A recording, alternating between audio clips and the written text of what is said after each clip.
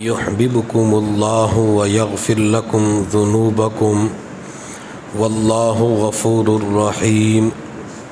قال النبي صلى الله عليه وسلم: إن الله جعل العزة والوقار لمن تابع أمري وجعل الذلة والصغار على من خالف أمري، أو كما قال عليه الصلاة والسلام.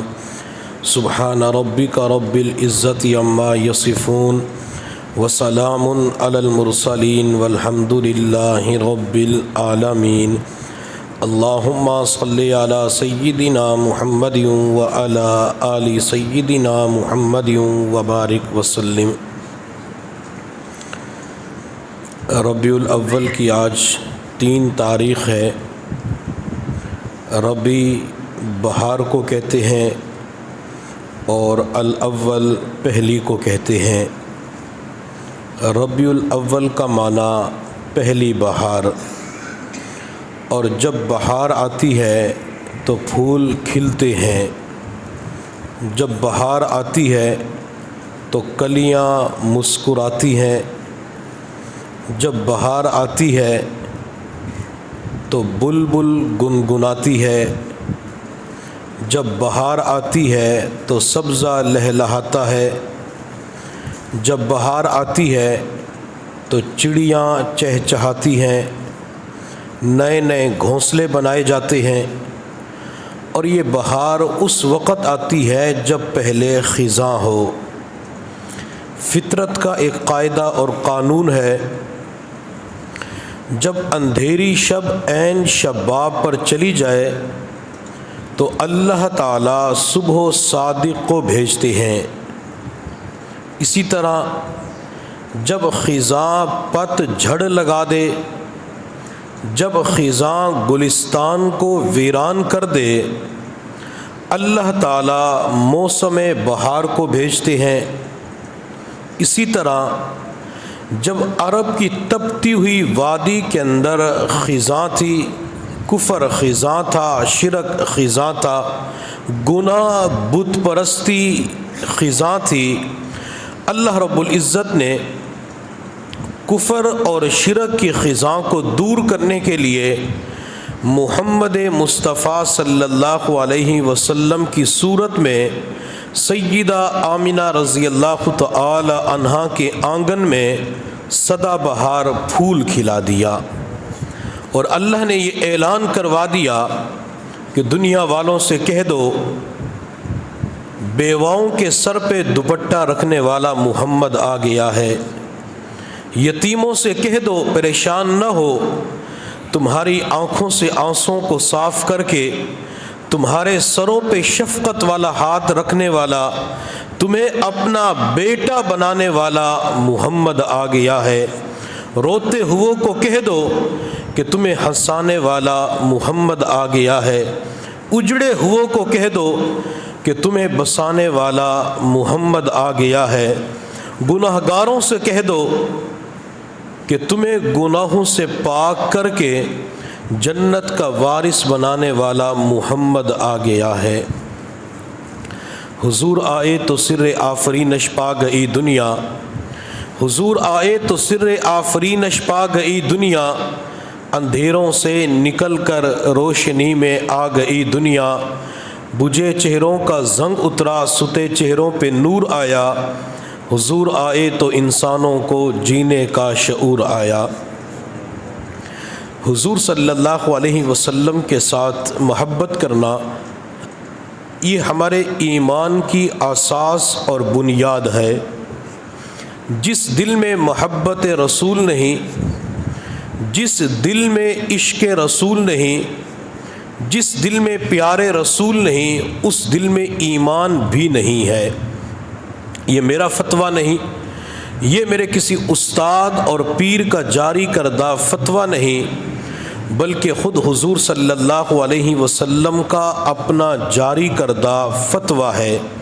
والذی نفسی بیدی، قسم ہے اس ذات کی جس کے قبضے قدرت میں محمد کی جان ہے صلی اللہ علیہ وسلم، لا یؤمن احدکم، تم میں سے کوئی بندہ اس وقت تک کامل مؤمن نہیں ہو سکتا حتی اکون احب الی من والدہ و ولدہ والناس اجمعین، جب تک میں اسے اس کے والدین، اس کی اولاد اور تمام لوگوں سے بڑھ کر محبوب نہ بن جاؤں، جب تک ہمارے دلوں کے اندر حضور صلی اللہ علیہ وسلم کی محبت، اولاد کی محبت پہ غالب نہیں ہوگی، والدین کی محبت پہ غالب نہیں ہوگی، تمام انسانیت کی محبت پہ غالب نہیں ہوگی، اس وقت تک ایمان کامل، مکمل، اکمل نہیں بن سکتا۔ اور محبت رسول صرف ایمان کی اساس اور بنیاد نہیں، بلکہ محبت رسول عشق رسول کی بنیاد پر قیامت کے دن حضور صلی اللہ علیہ وسلم کی معیت نصیب ہوگی۔ محبت رسول کی بنیاد پر قیامت کے دن محشر کے میدان میں نبی علیہ الصلوۃ والسلام کے قدموں کے اندر جگہ نصیب ہوگی، آپ کے قدموں کے اندر رحمت والا، شفقت والا سایہ نصیب ہوگا، آپ کے سائے والے رحمت کے اندر لوگوں کو ٹھنڈک نصیب ہوگی۔ میرے محبوب صلی اللہ علیہ وسلم کی خدمت میں ایک نوجوان حاضر ہوا، اس نے آ کے عرض کیا متی الساعہ، اللہ کے نبی قیامت کب آئے گی؟ میرے محبوب صلی اللہ علیہ وسلم نے ارشاد فرمایا ماذا اعددت لها، تو نے قیامت کے لیے تیاری کیا کر رکھی ہے؟ اس نے جواب دیا یا رسول اللہ اعددت لها من کثیر الصلاۃ ولا صوم ولا صدقہ، نہ تو میں نے کوئی نفلی نمازیں زیادہ پڑھی ہیں، نہ نفلی روزے زیادہ رکھے ہیں، نہ نفلی صدقات کا اہتمام کیا ہے، میں اللہ اور اس کے رسول سے محبت کرتا ہوں، میرے پاس تو صرف محبت رسول ہے، میرے پاس عشق رسول ہے۔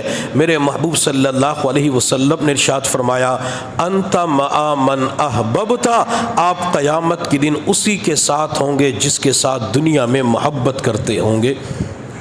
دنیا میں حضور صلی اللہ علیہ وسلم کے ساتھ محبت ہوگی، اللہ اس محبت کی وجہ سے پیغمبر کا ساتھ ہمیں عطا فرما دیں گے۔ محبت رسول کی بنیاد پر اللہ تعالیٰ ایمان کی حلاوت عطا فرما دیتے ہیں۔ محبت رسول کی بنیاد پر اللہ اپنے بندوں کو ایمان کی مٹھاس دے دیتے ہیں۔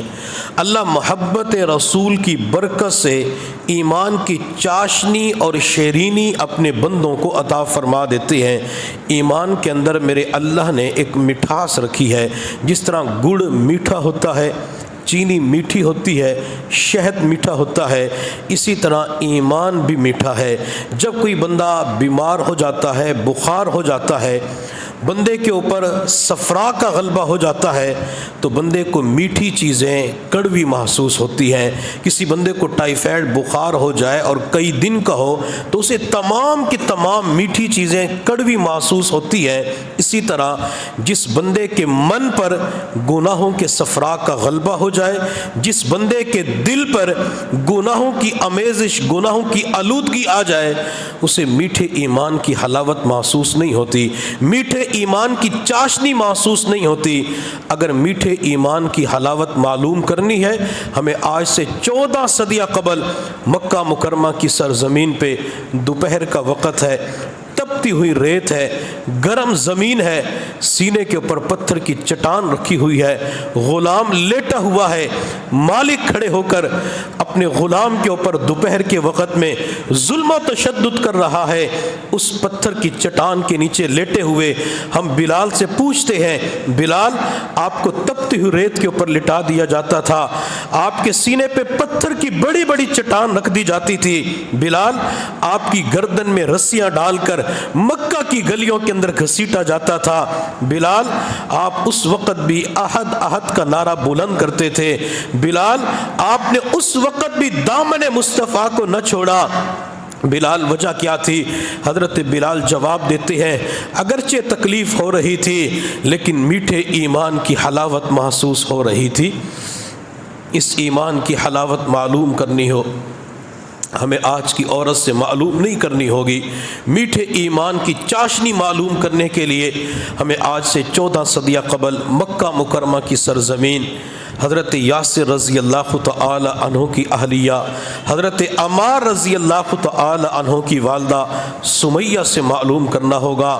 سمیہ، جب تو نے ایمان قبول کیا تھا، سمیہ جب تم نے دامن مصطفیٰ کو پکڑا تھا، سمیہ جب تو نبی علیہ الصلوۃ والسلام کے در کی باندی بن چکی تھی، سمیہ جب تو نے ایمان قبول کیا تھا، ابو جہل نے تیرے اوپر ظلم و تشدد کے پہاڑ توڑ دیے، سمیہ جب تو نے ایمان قبول کیا تھا، تیری دونوں ٹانگوں کو 2 اونٹوں کے ساتھ باندھ کر مخالف سمت کے اندر دوڑا دیا تھا، سمیہ تیرے جسم کے 2 ٹکڑے کر دیے گئے، سمیہ تو اس وقت 1 انچ بھی پیچھے نہ ہٹی۔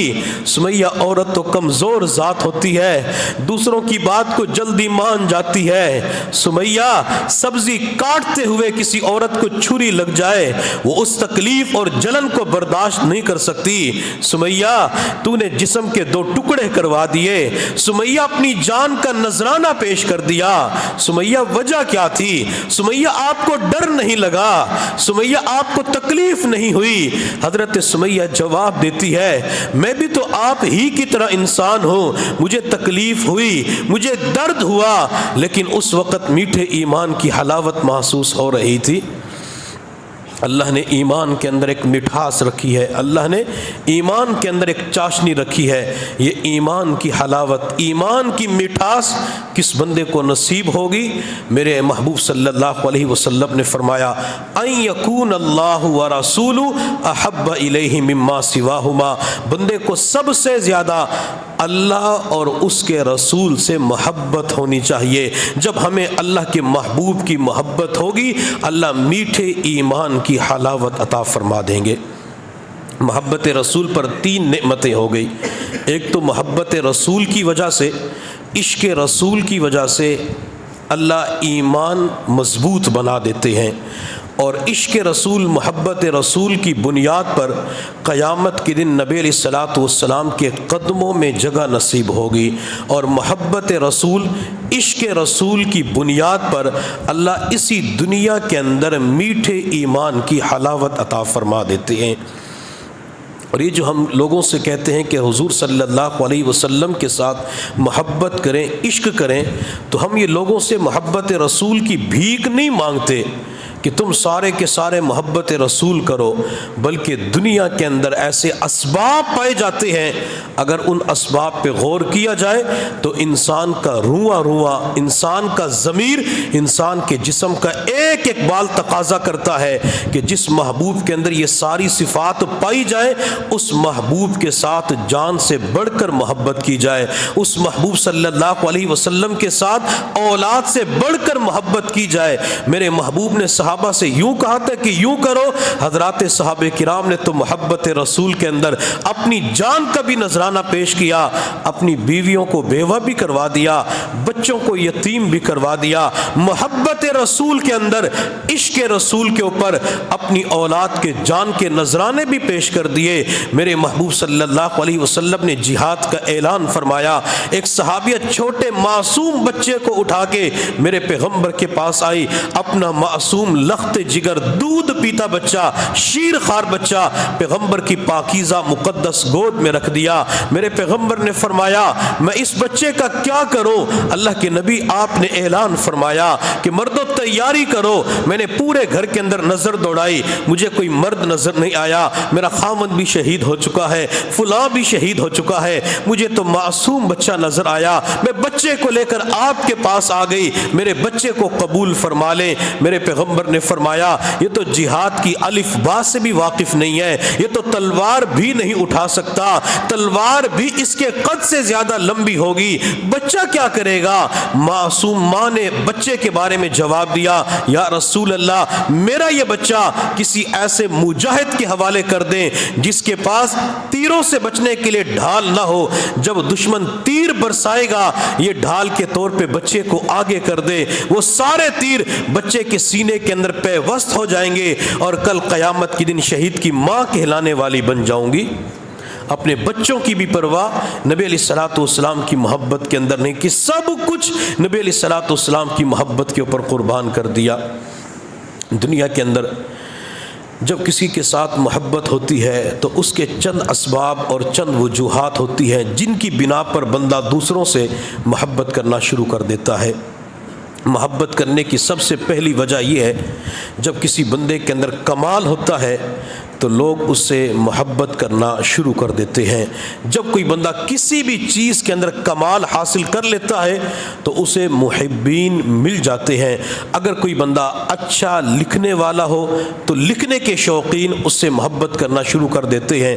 اگر کوئی کسی میدان کا اچھا کھلاڑی ثابت ہو جاتا ہے تو اسی شوق کے لوگ اس کے شیدائی بن جاتے ہیں۔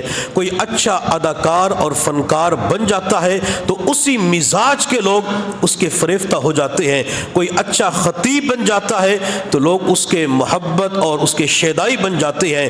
کوئی اچھا کام کاروبار کرنے والا ہوتا ہے، سیاسی ہوتا ہے، لوگ اس سے محبت کرنا شروع کر دیتے ہیں۔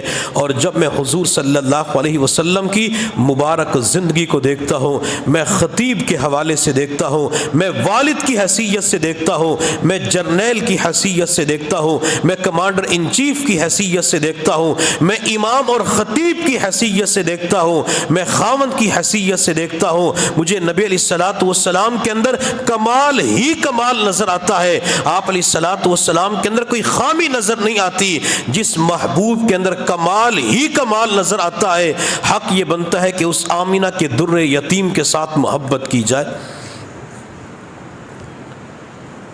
حضور صلی اللہ علیہ وسلم نے جب نبوت کا اعلان کیا،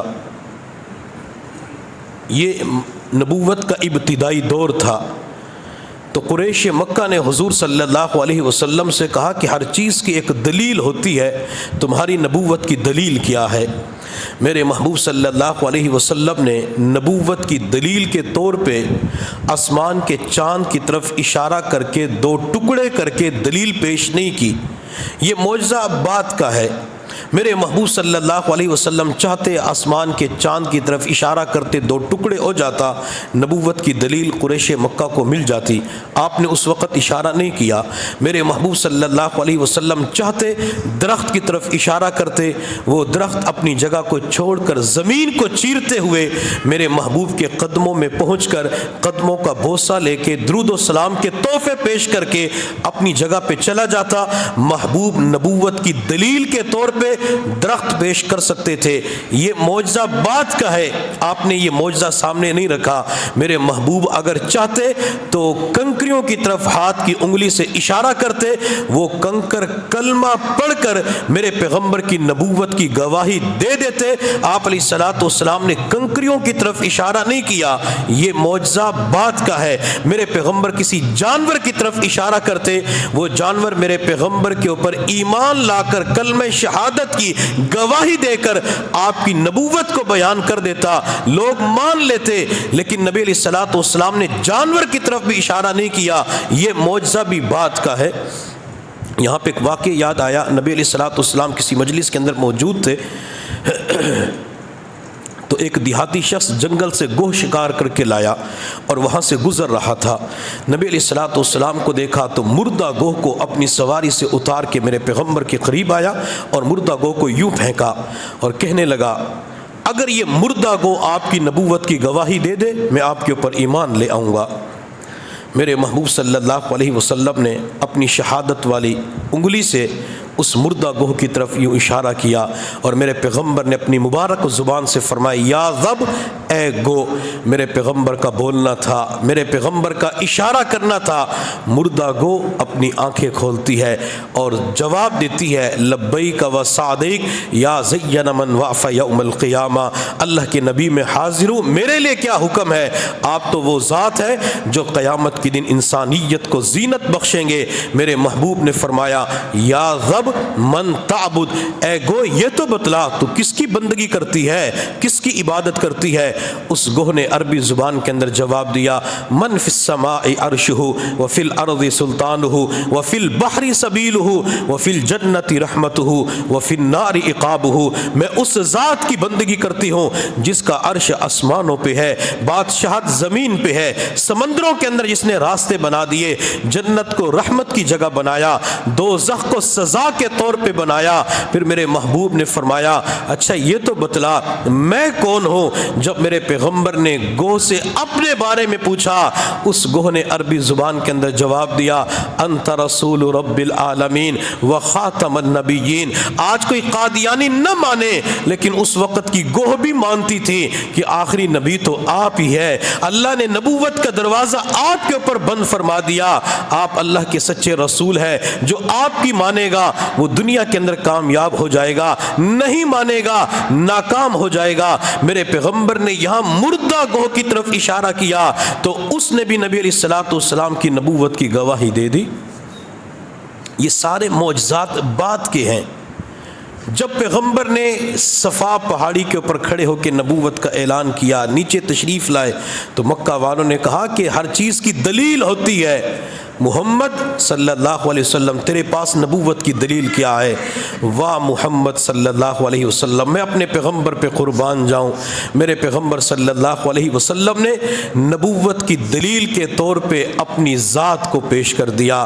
میرے محبوب نے فرمایا میری نبوت کی سب سے بڑی دلیل میری اپنی زندگی ہے، میری نبوت کی سب سے بڑی دلیل میری اپنی ذات ہے۔ فقد لبثت فیکم امرا من قبلی، میں تمہارے درمیان زندگی گزار چکا ہوں، میں تمہارے اندر بچپن گزار چکا ہوں، لڑکپن گزار چکا ہوں، جوانی تمہارے اندر گزر رہی ہے۔ میری زندگی میری نبوت کی سب سے بہترین دلیل ہے، میرا بچپن، میرا لڑکپن، میری جوانی، یہی تو میں نے تمہارے اندر گزاری ہے۔ کیا تمہیں میری ذات کے اندر، میری زندگی کے اندر بال کے برابر بھی کوئی عیب نظر آتا ہے؟ تم نے خود ہی تو کہا تھا محمد جیسا صادق نظر نہیں آتا، تم نے خود ہی تو کہا تھا محمد جیسا امین نظر نہیں آتا، تم نے خود ہی تو کہا تھا محمد جیسا امانت دار، دیانت دار نظر نہیں آتا۔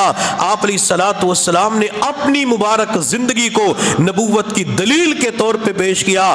آج جب کوئی بندہ نیک بن جاتا ہے اس کا حال اچھا ہوتا ہے، لیکن جب ماضی کی طرف دیکھتے ہیں تو ماضی اس کا داغدار ہو چکا ہوتا ہے، گناہوں کی وجہ سے ماضی گندا ہو چکا ہوتا ہے۔ لیکن میرے محبوب نے اپنا حال سامنے نہیں رکھا بلکہ ماضی کی زندگی کو مکہ والوں کے سامنے رکھا کہ تمہیں میری ماضی کے اندر ایک بھی بال کے برابر عیب نظر نہیں آئے گا۔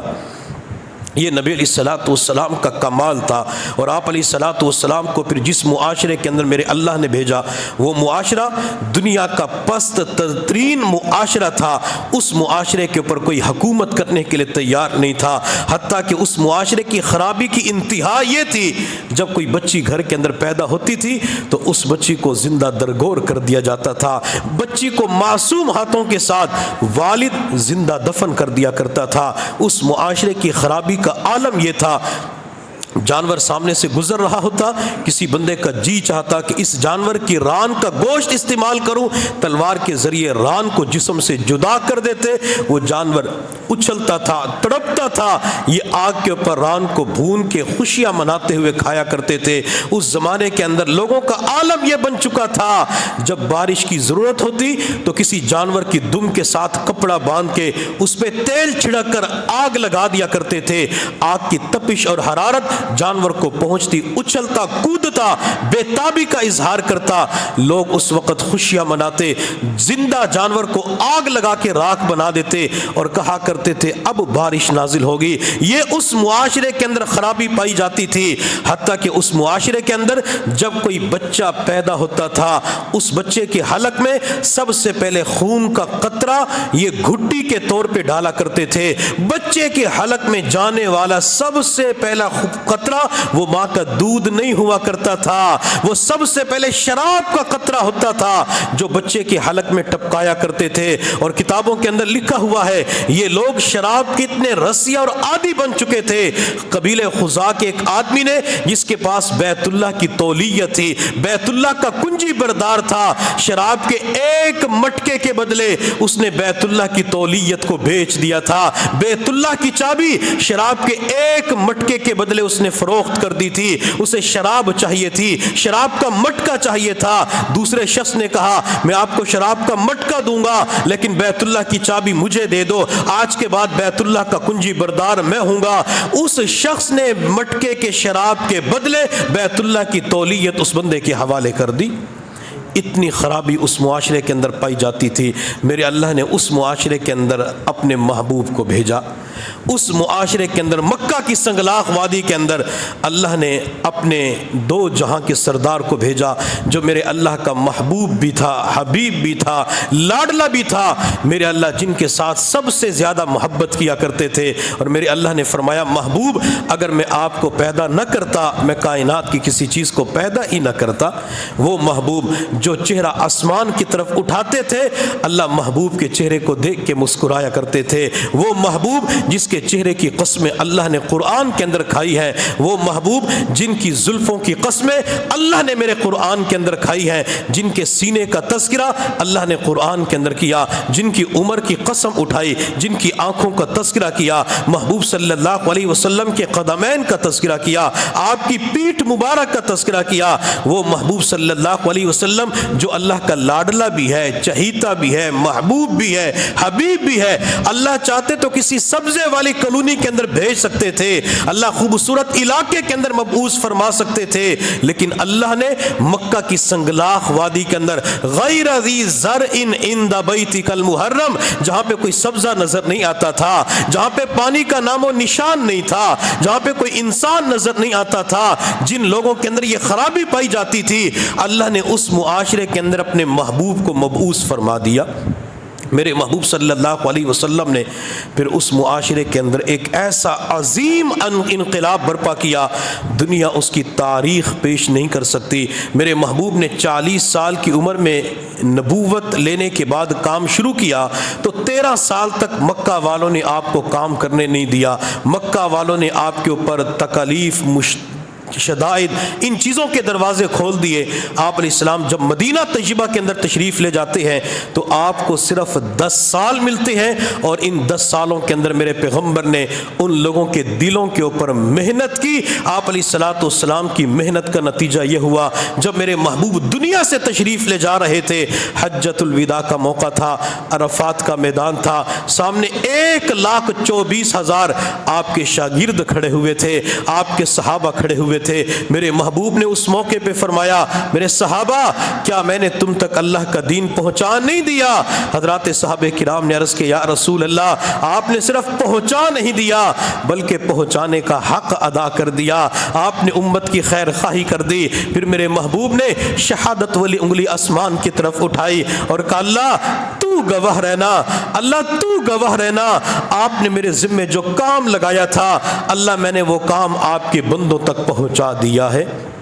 نبی علیہ السلام کے پاس لوگ آتے، 10 سال کے اندر میرے پیغمبر نے محنت کی، آپ علیہ السلام کے پاس جس بندے نے 10 سال گزارے آپ نے اسے آسمان ہدایت کا چمکتا ہوا ستارہ بنا دیا۔ میرے پیغمبر کے پاس جس نے 5 سال گزارے اسے آسمان ہدایت کا چمکتا ہوا ستارہ بنا دیا۔ جس نے میرے پیغمبر کی صحبت میں ایک لمحہ گزارا اسے بھی آسمان ہدایت کا چمکتا ہوا ستارہ بنا دیا۔ اگر آج کوئی مرید اپنے پیر کے پاس چلہ لگا لیتا ہے، سال لگا لیتا ہے، اس کی زندگی کے اندر تبدیلی آتی ہے، کہتے اتنا وقت گزارا تب جا کے میری اصلاح ہوئی، تربیت ہوئی، لیکن یہ کیسا مرشد تھا، یہ کیسا پیر تھا، یہ کیسے پیغمبر تھے کہ ان کی مجلس کے اندر کوئی ایک لمحے کے لیے آ کے بیٹھتا، کلمہ پڑھتا، میرے محبوب اس کے بارے میں فرما دیتے اصحابی کالنجوم، میرے صحابہ ستاروں کی مانند ہے، جیسے ستاروں کی وجہ سے بندوں کو راستے نظر آتے ہیں، میرے صحابہ کے پیچھے چلو گے اللہ تعالیٰ تمہیں گمراہی کے اندر ہدایت کے راستے دکھا دے گا۔ میرے محبوب صلی اللہ علیہ وسلم نے حضرات صحابہ کرام کے اوپر محنت کی. آپ علیہ الصلاۃ والسلام نے صحابہ کرام کو قرآن کا حافظ بنایا. آج مدرسے والے محنت کرتے ہیں تو سال کے بعد 10 20 50 بچے حافظ بن جاتے ہیں. اور جب میرے محبوب اس دنیا سے پردہ فرما گئے آپ نے تقریباً 10,000 صحابہ کرام کو قرآن کا حافظ بنا دیا. میرے محبوب صلی اللہ علیہ وسلم خود مدرس بھی تھے, خود خطیب بھی تھے, خود امام بھی تھے, خود کمانڈر بھی تھے, مجاہد بھی تھے. ساری کی ساری خوبیاں اللہ نے محبوب کو عطا فرما دی تھی. اور جب میرے محبوب صلی اللہ علیہ وسلم مکہ مکرمہ کو فتح کرنے کے لیے تشریف لے گئے, آج جب کسی علاقے کے اندر انقلاب آتا ہے تو وہاں خون کی ندیاں بہا دی جاتی ہیں. آپ چنگیز خان کو اٹھا کے دیکھیں, ہلاکو خان کو اٹھا کے دیکھیں, آپ سکندر اعظم کو اٹھا کے دیکھیں, ان کی زندگیوں کے اندر جہاں آپ کو انقلاب نظر آئے گا تو آپ کو وہاں پہ ظلم بھی نظر آئے گا, وہاں پہ بربریت بھی نظر آئے گی, آپ کو وہاں پہ تشدد بھی نظر آئے گا. لیکن میرے محبوب کا انقلاب کیسے تھا؟ میرے محبوب جب مکہ مکرمہ کو فتح کرنے کے لیے جاتے ہیں آپ کے ساتھ 10,000 صحابہ کرام کا لشکر تھا. میرے محبوب نے خالد سے فرمایا, خالد میں بلائی جانب سے نازل ہوں اندر داخل ہوں گا اور تو نے زیری جانب سے مکہ کے اندر داخل ہونا ہے. خالد تو نے کسی کا خون نہیں بہانا, خالد کسی کو قتل نہیں کرنا. واہ میں اپنے پیغمبر کے اوپر قربان جاؤں, مکہ کو فتح کرنے کے لیے جا رہے ہیں اور خالد کو نصیحت فرما رہے, خالد کسی کا خون نہیں بہانا, خالد کسی کو قتل نہیں کرنا. حالانکہ خالد تو وہ ہے جن کو میرے محبوب نے سیف اللہ کا لقب دیا تھا, اللہ کی تلوار کا لقب دیا تھا. تلوار جہاں چلتی تھی تو گردنوں کو کاٹ کے رکھ دیا کرتی تھی. خالد سیف اللہ جہاں جاتے تھے کامیابی ان کے قدم چومتی تھی. خالد تو میدان جہاد کے اندر جانے کے لیے ترستے تھے. لیکن آج اللہ کے نبی نے فرمایا خالد کسی کے اوپر تلوار نہیں چلانی, خالد کسی کا خون نہیں بہانا. میرے محبوب صلی اللہ علیہ وسلم نے فرمایا جو بیت اللہ کے اندر داخل ہوگا اسے امن ملے گا, ابو سفیان کے گھر میں داخل ہوگا اسے امن ملے گا, جو اپنے گھر کا دروازہ بند کر کے بیٹھ جائے اسے امن ملے گا. میرے محبوب جب مکہ مکرمہ کے اندر داخل ہوئے, آج جب کوئی بادشاہ کسی علاقے کے اندر فاتح بن کر داخل ہوتا ہے اس کا سر یوں ہوتا ہے, گردن تنی ہوئی ہوتی ہے, سینہ چوڑا ہوتا ہے. لیکن میرے محبوب داخل ہوئے تو آپ کا سر مبارک جھکا ہوا تھا. آپ علیہ السلام کا سر مبارک اتنا جھکا ہوا تھا کہ پیشانی سواری کے اوپر لکھے ہوئے پالان کی لکڑی کے ساتھ لگی ہوئی تھی. آپ نے سیاہ رنگ کا امامہ باندھا ہوا تھا, زبان کے اوپر سورہ فتح کی آیات تھی, انا فتحنا لک فتحا مبینا, اور اس کے ساتھ ساتھ اللہ کی تعریف بھی بیان کر رہے تھے. میرے محبوب مکہ مکرمہ کے اندر داخل ہوئے,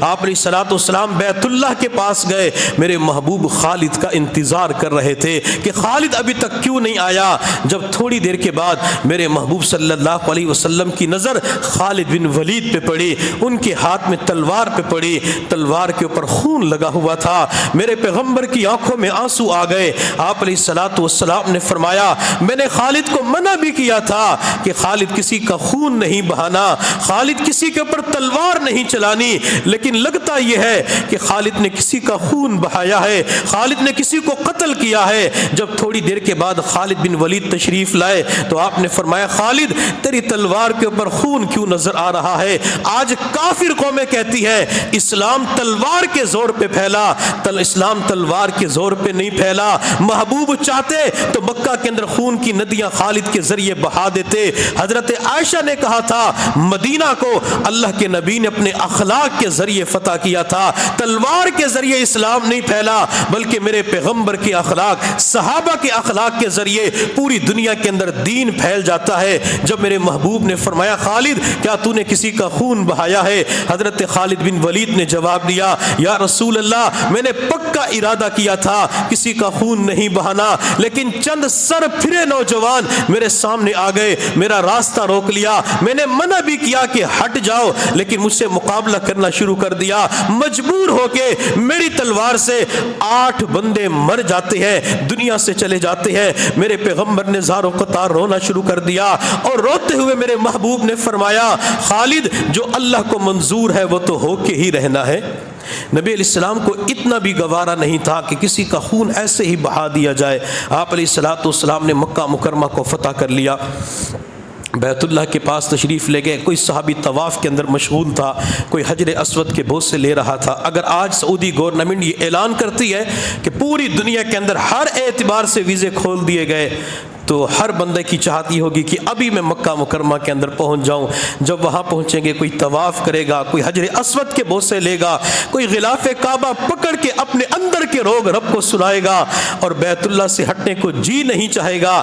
وہ یہی کہے گا ہوٹل میں نہیں جاتا. کتنے مہینوں کے بعد اللہ نے بیت اللہ دکھا دیا, کتنے مہینوں کے بعد اللہ نے بیت اللہ کے دروازے کھول دیے. اب اسے چھوڑ کے ہوٹل کے اندر چلا جاؤں؟ نہیں نہیں, میں اپنے اندر کی پیاس بجھاؤں گا, میں اندر کی بھوک کو مٹاؤں گا. وہ بیت اللہ کو دیکھ بھی رہا ہوتا ہے, رو بھی رہا ہوتا ہے, اور زبان کے اوپر ایک ہی دعا ہوتی ہے, اللہ پوری زندگی مکہ اور مدینہ کے اندر گزارنے کی توفیق دے دے. تو صحابہ بھی کئی سالوں کے بعد بیت اللہ کے پاس پہنچے تھے. اندر حرم کی ایک آگ لگی ہوئی تھی, اندر اللہ رب العزت کی محبت کی آگ لگی ہوئی تھی. اس محبت کی آگ کو ٹھنڈا کرنے کے لیے وہ طواف کے اندر مشغول ہو جاتے ہیں, کوئی بوسہ لینے کے اندر مشغول ہو جاتا ہے, کوئی تلاوت قرآن کرتا ہے, مقام ابراہیم پہ نفل پڑھتا ہے. مکہ والے اس وقت سوچ رہے تھے یہ مسلمان آج مکہ کے فاتح بن چکے ہیں, صبح گن گن کے بدلے لیے جائیں گے. جب رات کا وقت ہوا, عورتوں نے اپنے مردوں سے کہا کہ یہ مسلمان کہاں چلے گئے. جب مردوں نے آ کے دیکھا تو اپنی خواتین کو بتلایا, وہ تو رب کی عبادت کے اندر مشغول ہیں, کوئی سجدے کر رہا ہے, کوئی مناجات کر رہا ہے. مرد کہنے لگے لگتا یہ ہے کہ رات کو معافی کر دی گئی, صبح گن گن کے بدلے لیے جائیں گے. جب صبح کا وقت ہوا, میرے پیغمبر نے تمام اہل مکہ کو جمع کیا. آپ نے مکہ والوں کی طرف دیکھ کے فرمایا بتاؤ مکہ والوں میں تمہارے ساتھ کیا معاملہ کروں. میرے محبوب صلی اللہ علیہ وسلم کے سامنے وہ پچھلے تمام مناظر سامنے تھے. آپ کو بلال کا ظلم بھی یاد تھا, آپ کو بلال کی سختیاں بھی یاد تھی. میرے محبوب صلی اللہ علیہ وسلم کو زنیرہ کی آنکھیں نکال دی گئی, وہ ظلم بھی یاد تھا. خباب کو آگ کے انگاروں پہ لٹا دیا گیا, وہ ظلم بھی یاد تھا. حضرت سمیہ کے جسم کے 2 ٹکڑے کر دیے گئے, وہ ظلم بھی یاد تھا. میرے محبوب کو اس وقت اپنے چچا سید الشہداء امیر حمزہ بھی یاد آ رہے تھے, جن کے ساتھ میرے محبوب محبت فرمایا کرتے تھے. جب میرے محبوب صلی اللہ علیہ وسلم کے چچا امیر حمزہ کو احد کے میدان کے اندر شہید کر دیا جاتا ہے, آپ کی ناک بھی کاٹ دی گئی, آنکھیں بھی نکال دی گئی, کان بھی کاٹ دیا گیا. ان اعضاء کا ہار بنا کر ہندا نے اپنے گلے کے اندر ڈالا, حمزہ کے کلیجے کو نکال کے چبایا تھا. میرے پیغمبر صلی اللہ علیہ وسلم اس وقت اپنی آنکھوں پہ کنٹرول نہ کر سکے. میرے پیغمبر کی آنکھوں سے ٹپ ٹپ آنسو بہ رہے تھے. اللہ نے تسلی دینے کے لیے جبرائیل کو محبوب کی خدمت کے اندر بھیجا.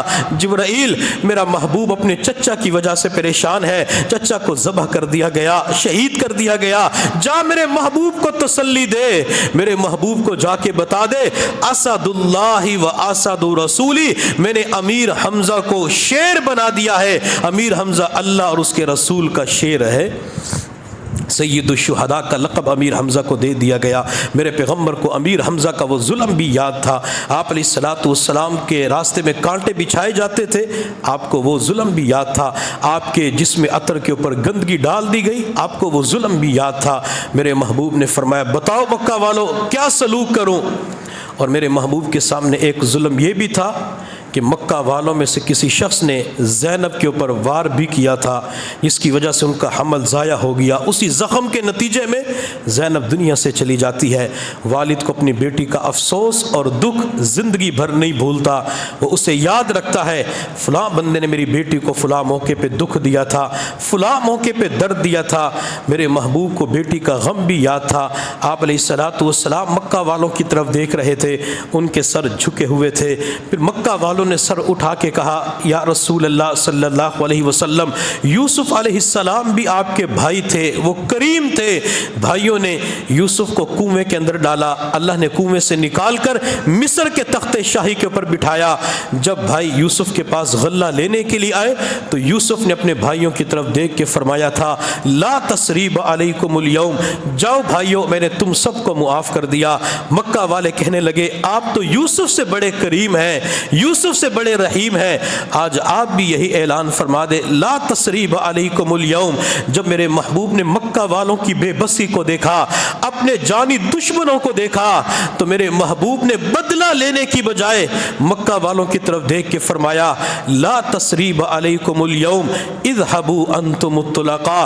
جاؤ مکہ والو، آج میں نے تم سب کو معاف کر دیا۔ یہ میرے محبوب صلی اللہ علیہ وسلم نے مکہ مکرمہ کو فتح کرتے وقت مجھے اور آپ کو یہ درس دیا تھا، عشق رسول کی تعلیم دی تھی، محبت رسول کی تعلیم دی تھی۔ اگر تم صحیح معنوں میں عاشق رسول ہو، اگر تم مجھ سے محبت کے دعوے دار ہو، پھر جب بھی معاف کرنے کا موقع آ جائے اس وقت میری تعلیم کو مضبوطی سے پکڑتے ہوئے، میری تعلیمات کو سینے سے لگاتے ہوئے اپنے قریبی رشتہ داروں کو معاف کر دینا، اپنے اندر کے تمام تر دکڑوں کو بھلا دینا، ان لوگوں کی غلطیوں سے درگزر کر لینا۔ تمہارے پاس چچے کا معاملہ ہے، خالو اور ماموں کا معاملہ ہے، کسی پڑوسی کا معاملہ ہے، زیادتی ان کی ہے یا تمہاری ہے، اگر تمہارے پاس کوئی معافی مانگنے کے لیے آ جاتا ہے تم اسے معاف کر دینا۔ تم سے زیادتی ہو گئی، تم جا کے معافی مانگ لینا، میں تم سے راضی ہو جاؤں گا، تم عاشق رسول بن جاؤ گے۔ اور یہاں پہ ایک حدیث اور بھی سماعت کر لیں، بعض مرتبہ کوئی بندہ غلطی کی معافی مانگنے کے لیے آ جاتا ہے، وہ سوری بھی کرتا ہے، معذرت بھی کرتا ہے، لیکن اگلے بندے کا دل پتھر بن جاتا ہے، کہتے جا میں نے تجھے معاف نہیں کرنا، میں تجھ سے اپنا بدلہ ضرور لوں گا، میں بچوں کا خون بہا دوں گا، خون کے آخری قطرے تک میں نے تجھ سے اپنا انتقام لینا ہے۔ یہ بندہ معاف نہیں کرتا۔ میرے محبوب نے فرمایا، جو دنیا کے اندر میرے امتی کو معاف نہیں کرے گا اسے قیامت کے دن میرے حوض کوثر پہ آنا نصیب نہیں ہوگا۔ اگر حوض کوثر پہ جانا نصیب نہ ہوا تو پھر کہاں جائیں گے؟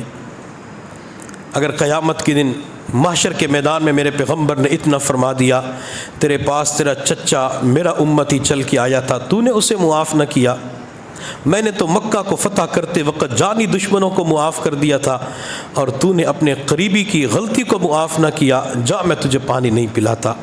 اگر پیغمبر نے دھتکار دیا پھر یہ امتی کس کے دروازے پہ جائے گا؟ اللہ نے تو فرمانا ہے، تم سے میرا لاڈلا نبی ناراض ہو گیا، میں بھی تم سے راضی نہیں ہوتا، میں نے جنت کے دروازے بند کر دیے اور جہنم کے دروازے تمہارے اوپر کھول دیے، پھر بندہ کہاں جائے گا؟ دنیا کے اندر غلطیوں کو معاف کریں، قیامت کے دن نبی علیہ السلام کے ہاتھوں حوض کوثر کا جام نصیب ہو جائے گا۔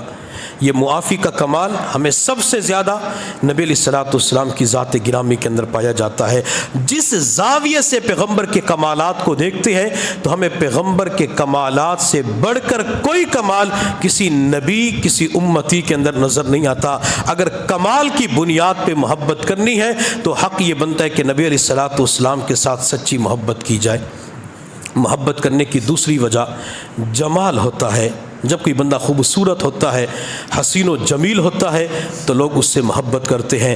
اللہ نے میرے محبوب کو سب سے زیادہ حسین و جمیل بنایا تھا۔ سیدنا حسان بن ثابت رضی اللہ تعالیٰ عنہ عشق رسول کے اندر ڈوب کے کہتے ہیں، وَأَحْسَنَ مِنْكَ لَمْ تَرَ قَطُّ عَيْنِي وَأَجْمَلَ مِنْكَ لَمْ تَلِدِ النِّسَاءُ خُلِقْتَ مُبَرَّأً مِنْ كُلِّ عَيْبٍ كَأَنَّكَ قَدْ خُلِقْتَ كَمَا تَشَاءُ۔ حضرت حسان فرماتے ہیں، میری آنکھ نے آپ جیسا حسین نہیں دیکھا، میری آنکھ نے آپ جیسا خوبصورت نہیں دیکھا۔ سید عطا اللہ شاہ بخاری رحمۃ اللہ علیہ فرمایا کرتے تھے، اگر حسان کی جگہ میں ہوتا، پیغمبر مجھے فرماتے میری تعریف بیان کر، تو اس وقت میں عینی نہ کہتا، میں اس وقت یوں کہتا وَأَحْسَنَ مِنْكَ لَمْ تَرَ قَطُّ عَيْنٌ، کہ دنیا کی کسی آنکھ نے آپ جیسا حسین نہیں دیکھا۔ حسان نے تو کہا تھا میری آنکھ نے نہیں دیکھا، اور سید عطا اللہ شاہ بخاری فرمایا کرتے تھے میں یوں کہتا دنیا کی کسی آنکھ نے آپ جیسا حسین اور خوبصورت نہیں دیکھا۔ اور جب حلیمہ سعدیہ بچہ لینے کے لیے آمنہ کے پاس آتی ہے، میں نے پچھلے ہفتے بھی نبی علیہ السلام کا بچپن بیان کیا تھا کہ حلیمہ آمنہ کے پاس آئی تھی اور آمنہ سے آمنہ اپنا بچہ محمد تو دکھا۔ جب حلیمہ کو بچہ محمد دکھایا گیا، حلیمہ بچے کو دیکھ کر کہنے لگی آمنہ میں نے اس جیسا خوبصورت بچہ اپنے قبیلے بنو سعد کے اندر نہیں دیکھا۔ آمنہ نے کہا حلیمہ تو دیہات کی رہنے والی، میں شہر کی رہنے والی، یہاں تو مختلف قافلے آتے ہیں، میں نے پورے مکہ کے اندر اس جیسا خوبصورت بچہ نہیں دیکھا۔ عبد المطلب بھی پاس کھڑا تھا۔ عبد المطلب کہنے لگا حلیمہ تو نے دیہات میں نہیں دیکھا، آمینہ تو نے مکہ کے اندر نہیں دیکھا، میں نے تو ملکوں کا سفر کیا ہے، میں نے ملکوں کے اندر اس جیسا خوبصورت بچہ نہیں دیکھا۔ حضرت جبرائیل نے بھی فرمایا ہوگا حلیمہ تو نے دیہات کے اندر نہیں دیکھا، آمینہ تو نے مکہ کے اندر نہیں دیکھا، عبد المطلب تو نے ملکوں کے اندر نہیں دیکھا، میں تو پوری دنیا کے اندر گھوما ہوں، میں نے پوری دنیا کے اندر اس جیسا خوبصورت بچہ نہیں دیکھا۔ اور جب ہم تصورات کی دنیا میں دیکھتے ہیں تو میرے اللہ نے بھی فرمایا ہوگا، میرے رب نے بھی فرمایا ہوگا حلیمہ تو نے دیہات کے اندر نہیں دیکھا، آمینہ تو نے مکہ کے اندر نہیں دیکھا، عبد المطلب تو نے ملکوں کے اندر نہیں دیکھا، جبرائیل تو نے کائنات کے اندر نہیں دیکھا۔ اگر تم سارے کے سارے مجھے رب سے پوچھتے ہو تو میں رب یہ اعلان کرتا ہوں کہ میں نے اس جیسا خوبصورت بچہ پیدا ہی نہیں کیا۔ اللہ نے سب سے زیادہ حسین، جمیل، خوبصورت اپنے محبوب کو بنایا تھا۔ وَأَحْسَنَ مِنْكَ لَمْ تَرَ قَطُّ عَيْنِي، حسان فرماتے میری آنکھ نے آپ سے زیادہ حسین نہیں دیکھا، آپ سے زیادہ خوبصورت نہیں دیکھا۔ وَأَجْمَلَ مِنْكَ لَمْ تَلِدِ النِّسَاءُ، کسی ماں نے آپ سے زیادہ جمیل بیٹا نہیں جنم دیا۔ اور حضرت حسان فرماتے آپ تو ہر عیب سے مبرہ، منزہ اور پاک ہیں۔ لگتا یہ ہے کہ جب اللہ آپ کو بنا رہا تھا تو اللہ اس وقت آپ سے پوچھ رہا تھا محبوب آپ کی آنکھیں کیسے بناؤں، آپ کا چہرہ کیسے بناؤں، آپ کہتے گئے اللہ آپ کو بناتا چلا گیا۔ اللہ نے سب سے بڑھ کر حسین و جمیل نبی علیہ الصلوۃ والسلام کو بنایا تھا۔ جابر بن سمرہ رضی اللہ تعالی عنہ فرماتے ہیں کہ میں مسجد نبوی کے اندر تھا، آسمان کے اوپر 14ویں رات کا چاند پورے آب و تاب کے ساتھ چمک رہا تھا، اور مدینہ طیبہ کی سرزمین پہ مسجد نبوی کے اندر آمینہ کا چاند لیٹا ہوا تھا۔ میں کبھی آسمان کے چاند کو دیکھتا، کبھی آمینہ کے لال اور چاند کو دیکھتا، میں سوچنے لگا کہ یہ چاند زیادہ خوبصورت ہے یا آسمان کا چاند زیادہ خوبصورت ہے۔ حضرت جابر فرماتے میرے دل نے فیصلہ کیا کہ آسمان کے چاند سے یہ آمینہ کا چاند زیادہ خوبصورت ہے۔ پھر کسی کہنے والے نے کیا خوب کہا، چاند سے تشبیہ دینا یہ کہاں کا انصاف ہے، چاند سے تشبیہ دینا یہ کہاں کا انصاف ہے، چاند کے چہرے پہ ہیں چھائیاں، مدنی کا چہرہ صاف ہے۔ اللہ نے ایسا خوبصورت اپنے محبوب کو بنایا تھا۔ حضرت میمونہ رضی اللہ تعالیٰ عنہ فرماتی ہیں میں اپنے والد کے ساتھ نبی علیہ السلام کو ملنے کے لیے گئی، میرے والد سر جھکا کے اللہ کے نبی سے بات کر رہے تھے، میں آپ کے پاؤں کے پاس کھڑی ہوئی تھی، چھوٹی بچی تھی۔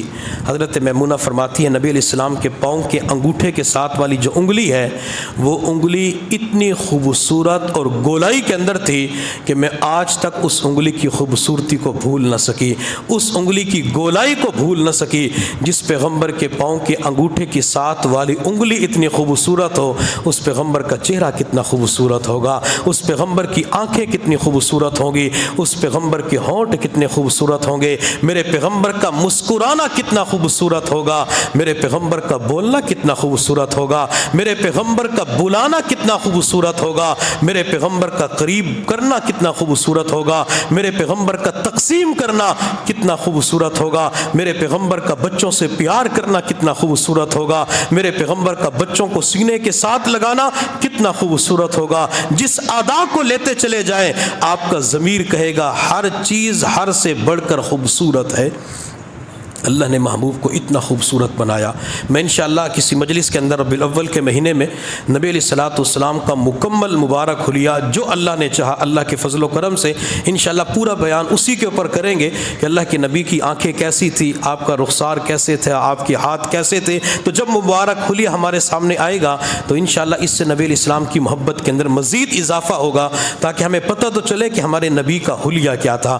حضرت تھانوی رحمۃ اللہ علیہ فرمایا کرتے تھے جو بندہ نبی علیہ السلام کا مبارک حلیہ یاد کر لیتا ہے اللہ تعالیٰ اسے دیدار مصطفیٰ کی نعمت عطا فرماتے ہیں، اور جسے دیدار مصطفیٰ کی نعمت مل جاتی ہے اس کا سب سے بڑا فائدہ یہ ہوتا ہے بندے کو مرتے وقت کلمہ نصیب ہو جاتا ہے۔ ہمیں یہ دعا کرنی چاہیے، اللہ اپنے محبوب کا دیدار بار بار کروا دے، اللہ اپنے محبوب کی زیارت بار بار کروا دے۔ دعا کرنا بندے کا کام ہوتا ہے اور قبول کرنا میرے اللہ کا کام ہوتا ہے۔ تو محبت کرنے کی دوسری وجہ وہ ہے جمال، کہ جب کوئی بندہ محبت کرتا ہے خوبصورتی کی بنیاد پہ محبت کرتا ہے، اور اللہ نے سب سے خوبصورت اپنے محبوب صلی اللہ علیہ وسلم کو بنایا تھا۔ انشاءاللہ باقی 2 وجوہات اور ہیں تو اگلی نشست کے اندر بیان کی جائیں گی کہ کس بنیاد پہ ہم نبی علیہ الصلوۃ والسلام کے ساتھ محبت کرتے ہیں، اور پھر محبت کا تقاضا کیا ہے، محبت کن چیزوں کو ہم سے طلب کرتی ہے، مانگتی ہے، وہ بھی انشاءاللہ اگلی نشست کے اندر بیان کیے جائیں گے۔ اللہ رب العزت کی بارگاہ میں دعا ہے اللہ تعالی ہم سب کو نبی علیہ الصلوۃ والسلام کی سچی محبت نصیب فرمائے۔ وآخر دعوانا ان الحمد للہ رب العالمین۔